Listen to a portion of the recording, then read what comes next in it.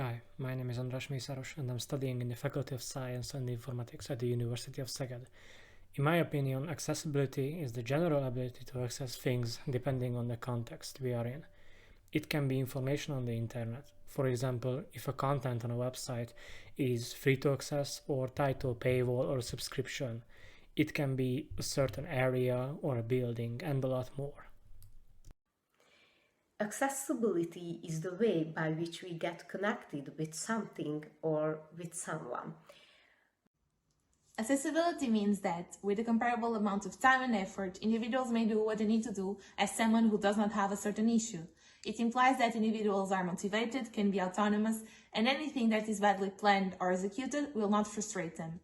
Accessibility is not something that is either true or false. While some people can access something easily, others may find it difficult. It is the lack of awareness that mostly commonly results in things being inaccessible. The word accessibility conveys the physical, intellectual, academic, and even social dimension. For the first question, I can say that accessibility conveys several dimensions, especially related with the students' needs. If the students need the place to eat an affordable meal, if they need the place to stay because they can't afford rent, or if they need the place to study because they can't do it at home. It's also related with needing help to pay our tuitions or needing help to make decisions about our future. The literal meaning of the word accessibility is the ability to access and benefit from some system or entity. This can either happen in the real world, for example, when approaching a beach, if it is accessible to everyone, including handicapped people, or at the web level, where this is really a concept, but for simplicity's sake, the accessibility in a website is an indicator that gives information about the amount of people that can have access to said website. So, from these two examples, we understand that accessibility can be referred to both a real, physical level and to a digital, intangible level. But can it also be related to a spiritual form? Yes.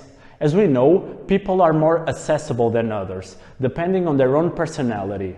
Some might be much more dependent on society and social interaction than others, and that dependency is often translated into accessibility. O meu nome é Fábio Oliveira, sou aluno da Faculdade de Psicologia e Ciências da Educação da Universidade do Porto, possuo uma deficiência visual.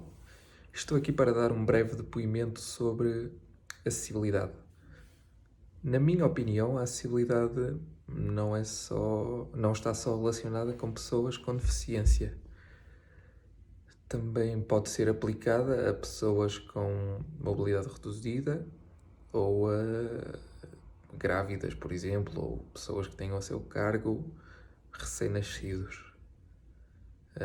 Tal como não se aplica só a espaços físicos, também existe acessibilidade para a informação. Hi, my name is Daniela, and I'm a student at Lund University in Sweden.